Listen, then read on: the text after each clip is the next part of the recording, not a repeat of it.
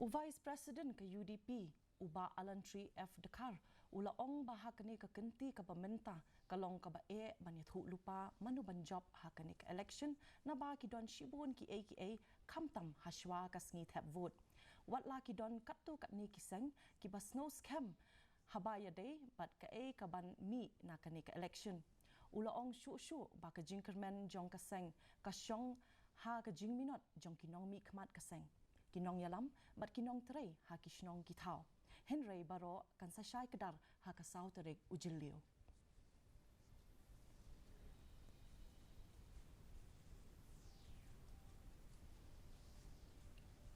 To my knowledge, it could be anybody's game on the 4th of June. Because as you have all noticed, this recently concluded MP election was a different kind of an election. Of course, our hope lies in the extreme efforts put in by elected representatives, our party leaders, our grassroots workers. There was a marked difference this MP election. But as I said, elections are elections. Let us wait for 4th of June. Ka HYC hinin